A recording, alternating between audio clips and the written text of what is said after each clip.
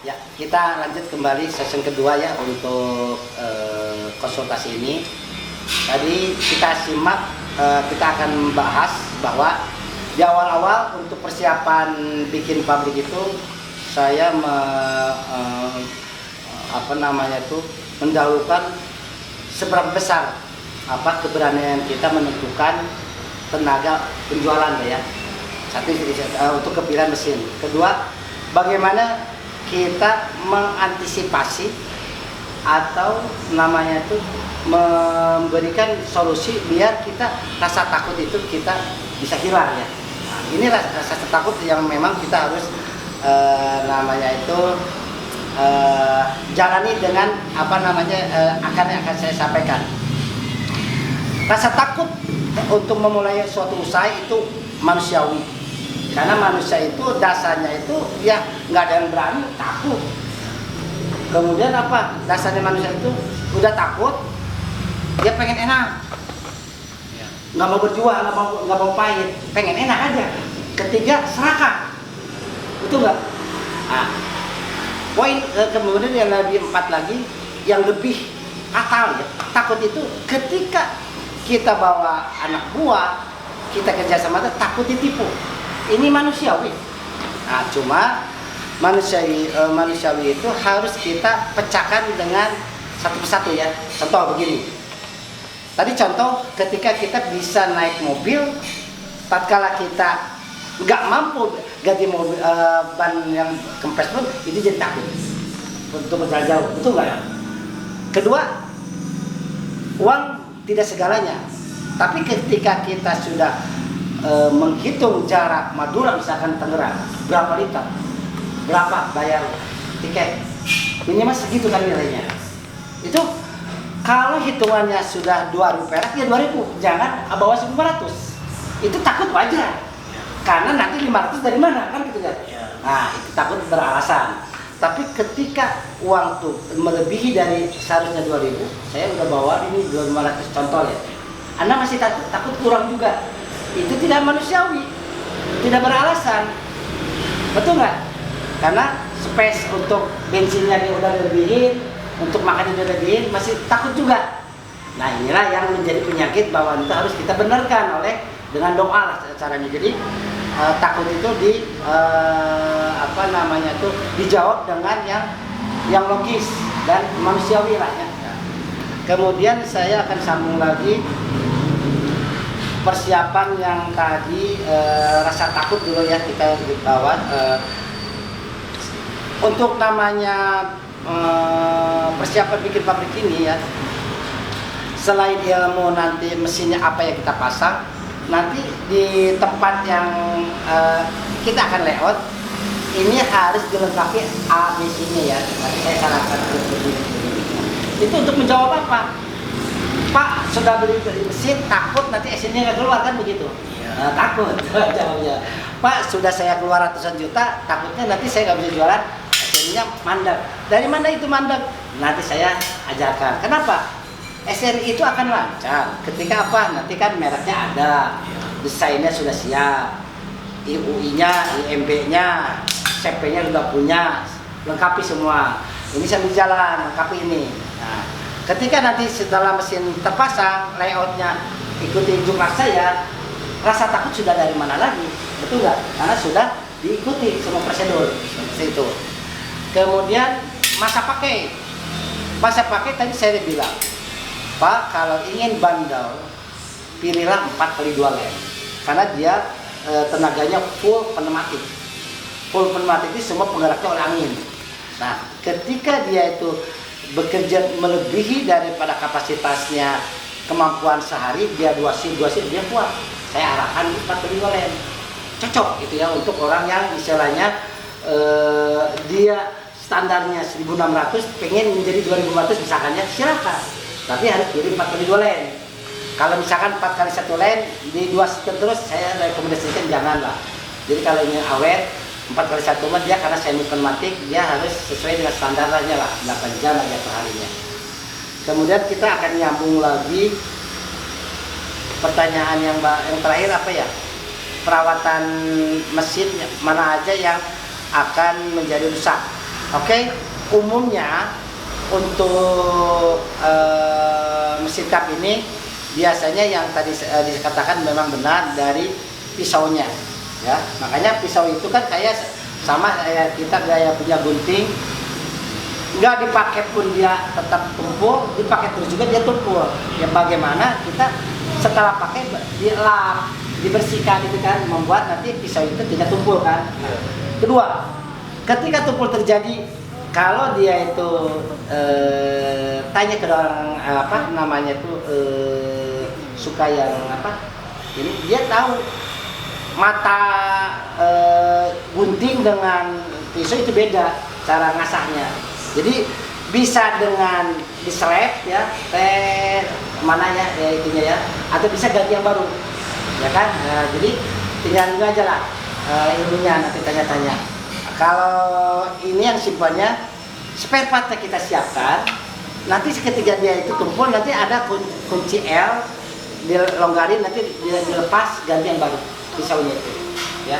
Jadi solusi kita sampaikan. Kemudian ada pertanyaan tadi terakhir, Pak, kalau 4x2 len tadi terakhir gimana pertanyaannya? Lebih awet mana dengan yang 8 tadi satu? Ya, itu tadi udah terjawab. Jadi kalau piring 4x2 len bila mana diperkerjakannya di luar standar, 2 shift dia akan kuat karena dia full pneumatik. Kalau yang 4x1 belum ya, disebutnya semi pneumatik. Jadi nggak kuat shift siang dan shift mana berarti? Betul, kalau 4x1 len. Jadi saya sarankan 4x2 len kalau ingin dihajar terus kerjanya, ya. Ada pertanyaan, kalau ada pertanyaan kita akan nyambung ke layout. Betul. Oke ya.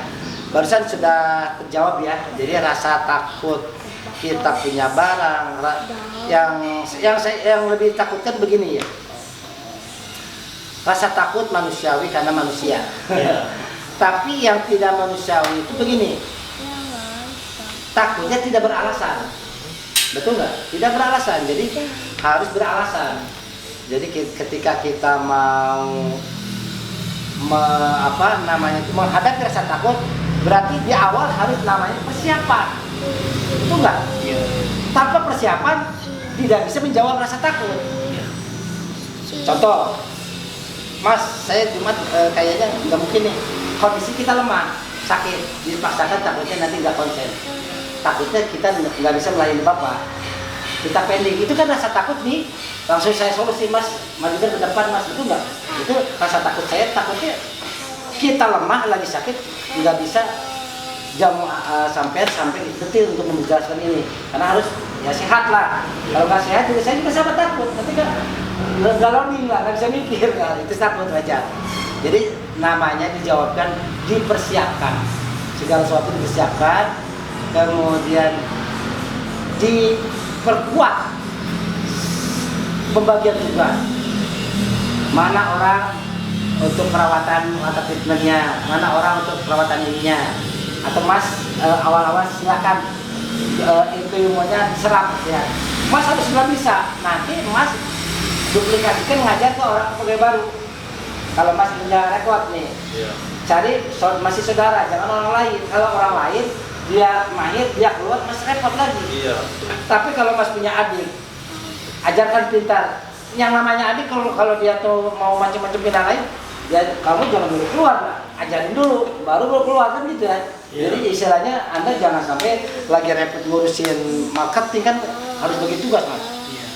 Ini bagi tugas ke sini, dia pantau ini bagi siapa, sehingga kan Mas konsentrasi, saya bagian ini keluar. Jadi bagian keluar siapa? Nah, nanti kan auto manajemennya siapa? Bapak misalkan direkturnya, yang memantau marketing gimana, urusan mesin gimana, supaya ada masalah apa kan? Jadi kapan yang urusin ada yang memantau terus, kayak gitu lah. Jadi rasa takutnya tidak jalan, rasa takutnya banyak masalah, bisa terjawab dengan apa? Semua punya tanggung jawab masing-masing, Mas. Itu enggak? Nah, saya nanti ajarkan, Mas. Jadi di sini ya, kita akan namanya untuk perencanaan ini ya, luasnya itu sekitar lebar 9,5, panjang 16,5 ya. Ini untuk mesin 2 pun ini masih sanggup ya. Bisa piring cup dengan piring botol. Nah, saya akan mengupas bagaimana pabrikasi itu bisa berlangsung jalan. Harus ada namanya, disebutnya itu saling mendongkrak. Tipikal atau karakternya mesin cup itu jago dijual karena murah, tapi kecil di profit, betul nggak? Tapi botol, yang isi botol ini dia jago di apa? Profit. Tinggal bagaimana Anda bisa mencukupi suatu kebutuhan, botol juga bisa kencang. Kenapa? Karena botol bisa bermain dengan 300 ml, ya kan? 600 ml dan 9 ml, dan selisih main botol dengan cup masih jauh. Silahkan simak ya untuk namanya nanti keputusan membeli mesin piring botol ini, karena lihat dari Dena ini bisa 2 mesin. Nah, nanti kita tata habis di berapa meter untuk water treatment. Kalau untuk mesin cup saja minimal ini 4 meter ya untuk panjang. Lebar ini minimal 3 meter untuk mesin cup. Iya, lebarnya ke samping. Berapa? 3 meter. 3 meter. 3 meter. 3 meter masa kilometer. Coba lihat ya ini ya. Ini kan paling 80 cm. Oh, yang ini. Ah. Sebelah kiri Nah, ini 1 meter. 1 meter enggak, ini mesin ujungnya ya. Oh iya. Untuk kiri kanan 3 meter. Jadi untuk lebar cukup 3 meter. Panjangnya? Panjang minimal 4 lah. Oh, 3 kali 4 berarti. 4 tuh gini. Ke samping untuk masukin kapan ini. Iya. Yang ujung Iya. ujung nanti nempel ada kaca pembatas. Nanti baru conveyor.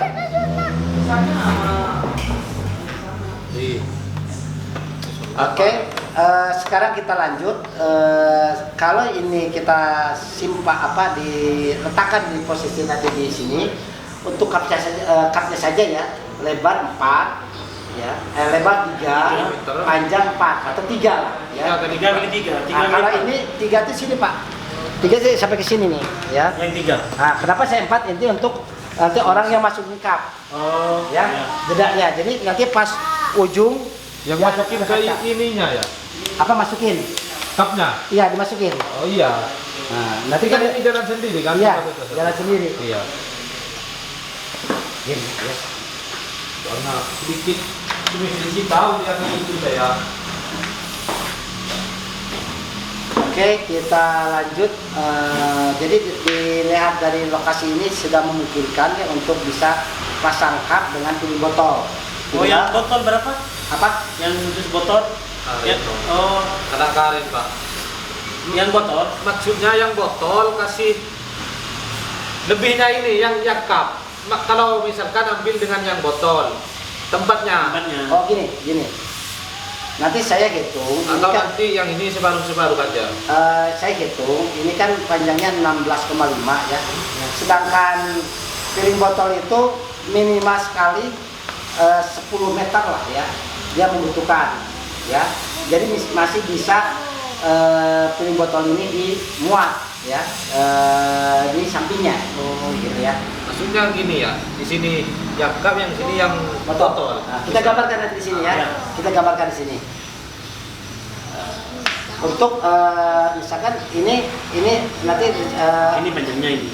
ini panjang, ini sebagai out, ini sebagai in ya. Iya. Nah, ini nanti ketika nanti di luar masih ada lahan, usahakan untuk air tandon yang di luar itu adalah minimal 5 ribuan taruh di luar. Ya, Iya. setelah dia masuk ke sini, dia ditarik dengan pompa, dia masuk setengah jadi udah masuk ke dalam ruangan satu toren yang 5.000. Baru diproses dengan filter 1, 2, 3, 4. Kalau pakai ultramitasi atau kita ada frame minimal panjang 1,5 meter. Nanti masuk lagi di sini ada toren kanvas ya.